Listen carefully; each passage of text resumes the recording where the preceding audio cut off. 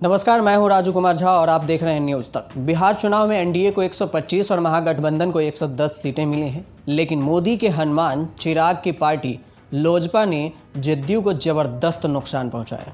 या यूं कहें कि मोदी के हनुमान ने जदयू के सीटों को बढ़ने से रोक दिया। तो आइए जानते हैं कैसे लोजपा ने 150 प्लस पहुंचने से जदयू को रोक दिया और सीएम बनने का सपना जो तेजस्वी यादव का था वो चूर चूर हो ही गया। उसके साथ साथ बीजेपी को आने वाले समय में एक यूँ कहिए कि चाबी और किंग मेकर बना दिया। तो कैसे बना दिया, आइए देखते हैं इस रिपोर्ट में। बिहार चुनाव के नतीजे भले ही आ गए हैं, फिर भी कुछ सवाल हैं जो तारीखों के पन्नों में एक बार फिर दर्ज हो गई और बेदाग कहे जाने वाले सुशासन बाबू को एक जख्म जरूर दे दिया। हमेशा छोटे भाई की भूमिका में रही बीजेपी इस बार बड़ा भाई बन गई और एलजेपी एनडीए के लिए विभीषण इसलिए भी कि भरोसा था पिता ने साथ निभाया तो बेटा भी साथ जरूर निभाएगा।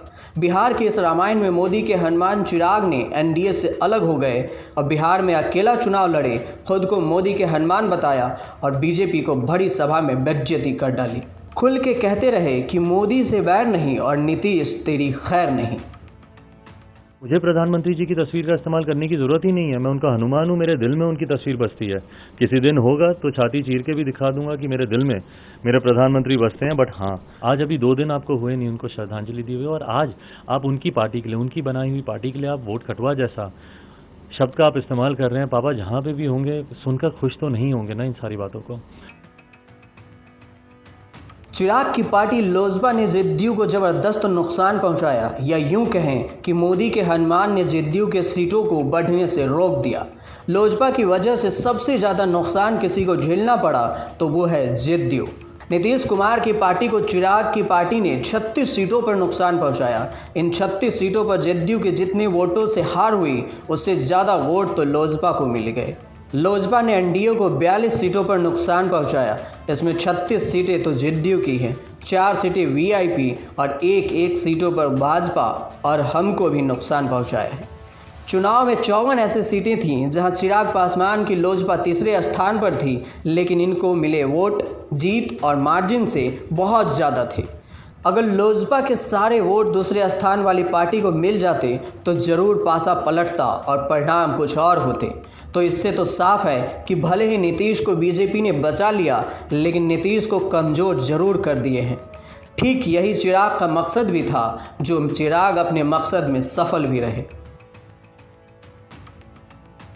इन्हीं प्रधानमंत्री के सामने विपक्ष का नेता बनना चाहते थे, मुख्यमंत्री प्रधानमंत्री का दावेदार आप 2014 में बनना चाहते थे। इन्हीं को निमंत्रण देकर आपने इनके हाथ से थाली छीनी और आज इन्हीं की योजनाओं को गिना रहे हैं। पर अगर कोई कहता है कि आप प्रधानमंत्री जी की कृपा से आप मुख्यमंत्री बने हुए हैं तो इनको तकलीफ होती है कि भैया क्यों? जिन प्रधानमंत्री को वो देखना नहीं चाहते थे, आज अपने सत्ता के लालच में उनके साथ हर मंच वो साझा करने के लिए तैयार है। क्यों?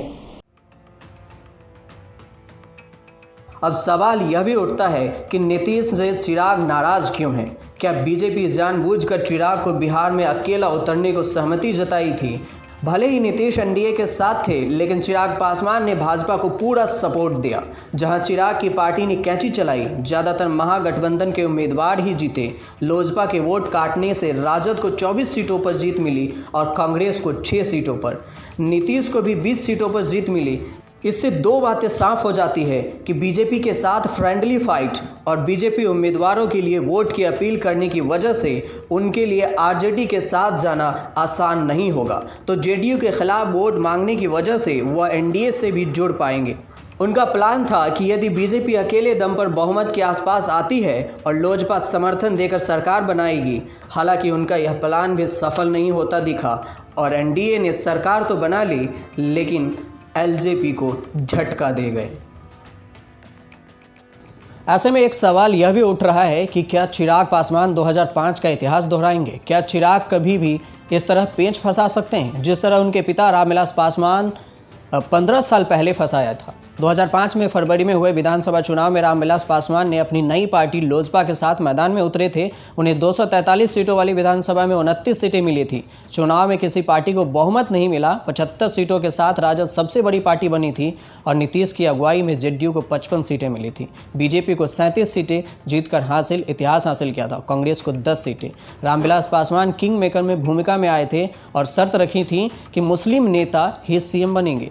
हालांकि इस बार ऐसा तो नहीं हो सका, लेकिन चिराग ने ज़रूर ऐसा कर दिया जिससे पेंच फंस गया और यूं कहिएगा कि बीजेपी के लिए किंग चिराग ने ही बना दिया और आने वाले समय में किंग मेकर खुद को समझने लगे। नीतीश को मानना ही पड़ेगा कि बीजेपी जो करेगी वह उनको सही ढंग से माने या फिर एनडीए से वो भी बाहर चले गए। ऐसा हो भी सकता है, लेकिन फिलहाल ऐसी कोई उम्मीद नहीं लगाई जा रही है। बिहार के लिए नीतीश को अगर एक रिमोट कंट्रोल कहें तो भी गलत नहीं होगा। आप देखते रहिए न्यूज़ तक मेरे यानी राजू कुमार झा के साथ।